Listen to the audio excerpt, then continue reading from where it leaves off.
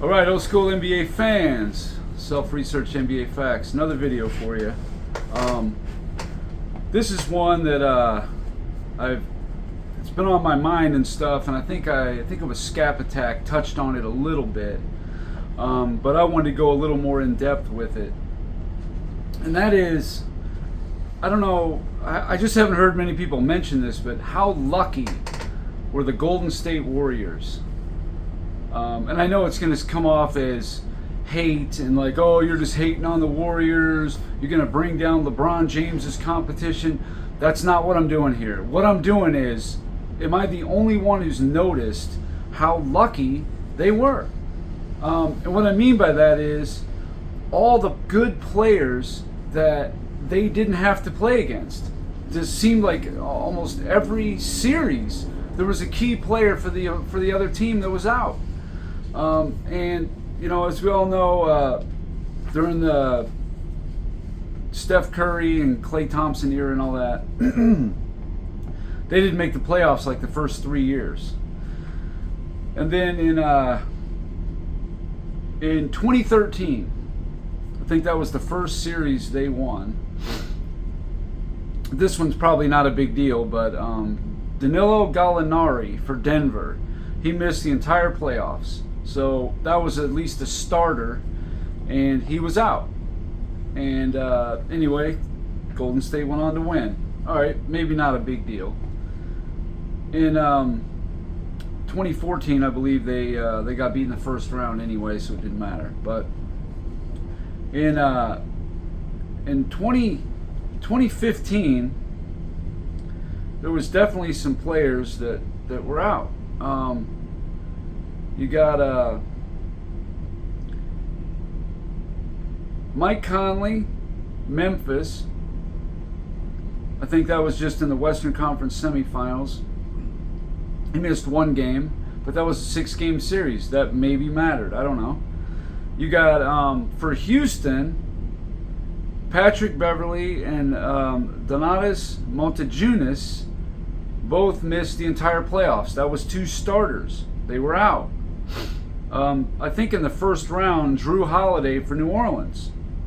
I think they beat New Orleans in 5 anyway. But Drew Holiday missed the playoffs. He was out. Now Andrew Bogut did miss 2 games in the finals in 2015. But in the finals, we all know that Kyrie Irving missed 5 of the 6 games, and Kevin Love missed all 6.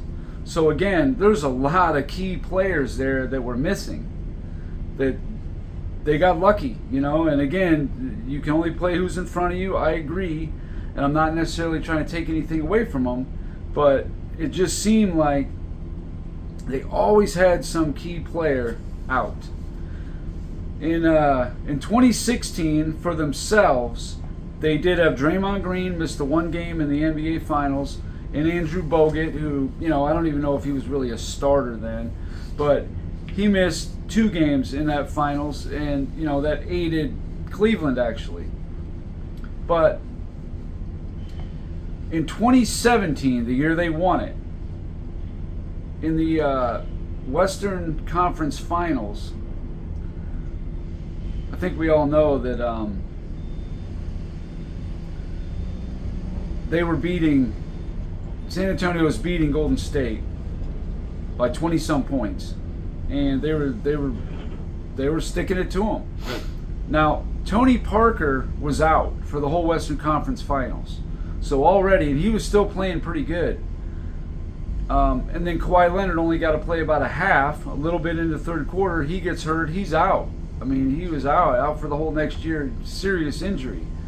But who knows what would have happened there? We'll never know for sure. But without Tony Parker, without Kawhi Leonard, they swept them. Now, with those guys in there, I don't know. I know that even without Parker, but with Kawhi Leonard, they played them tough. Looked like they were going to win Game 1 in Golden State. So who knows what really would have happened. Now, in 2018, against New Orleans, DeMarcus Cousins missed the entire playoffs. Against San Antonio, Kyle Anderson missed the entire playoffs.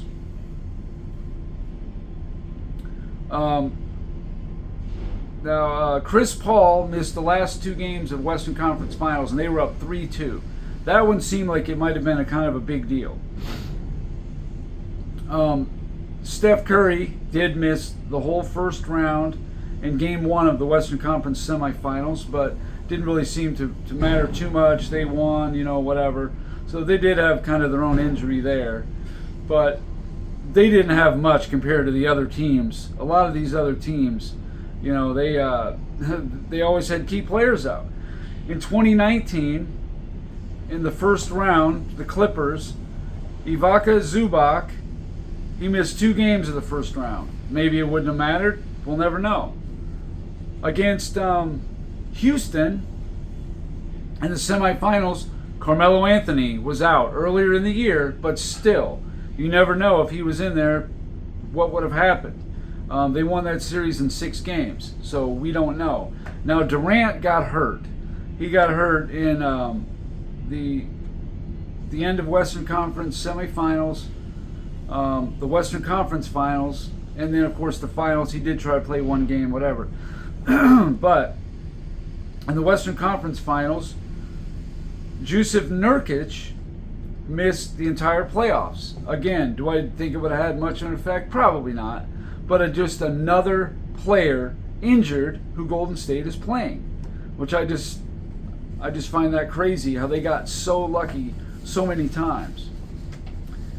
And then, of course, in 2020, they had all those injuries. In 21, they gave it a shot, but without Klay Thompson, they didn't make it. But in 2022, this one here was this is also a big one.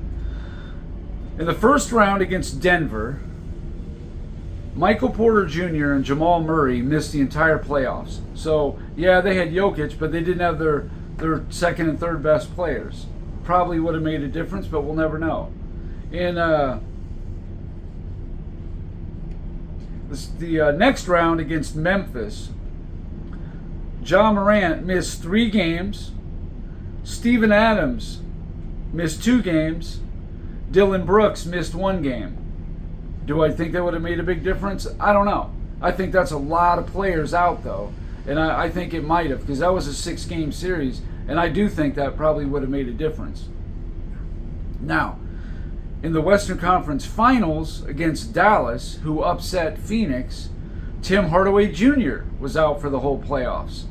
Again, I think he was their 3rd leading scorer, another key player out. They won that series in 5. Do I think he would have, accounted for 3 wins? Probably not, but we'll never know. But it's just this rash of injuries that almost always goes in their favor. Also in 2022, not directly affecting them, but Kyle Lowry, he missed 2 games in the Eastern Conference Final. Miami was the 1 seed. Tyler Hero missed a game too.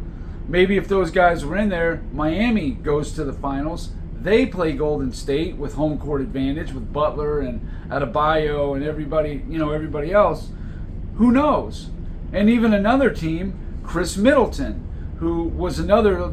Miami, Boston, and Milwaukee all had almost the same record. So who knows? At full strength, maybe Milwaukee becomes a tough team to deal with, and maybe they would have gave Golden State a better series than Boston did. We're never going to know. But I mean, that is a ton of injuries. And when I added it all up, Steph Curry in his playoff career had a starter missing in a total of 19 games. Okay, and that goes back to 2013. Okay, whatever. Opponent starters missed 84 games. 84. That's a lot more than 19. So I would say Golden State absolutely got the better end of that deal. And I didn't even count the Kawhi Leonard injury where he was out in the third quarter. That would have been, 84 and a half games, whatever. But anyway, 84 games his opponents missed, where only 19 that players on his team missed. And some of those were Curry, and they were in the first round.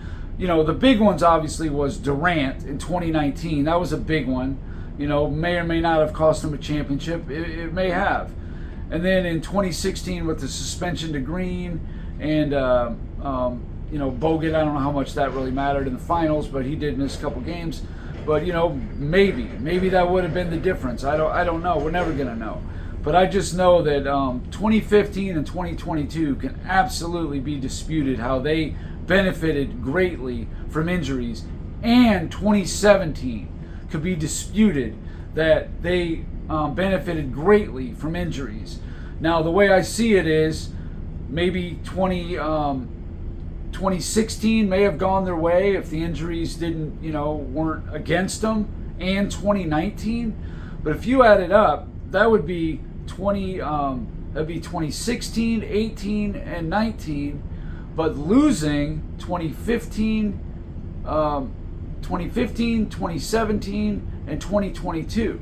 So there's a bunch of ways to look at that. So anyway, that, and also the addition of Kevin Durant, and I would say that they benefited greatly between the injuries and the super team stuff.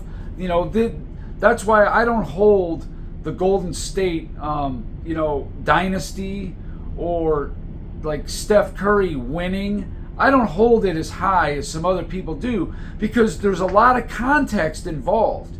You need to get into the context of that first and understand fully what happened.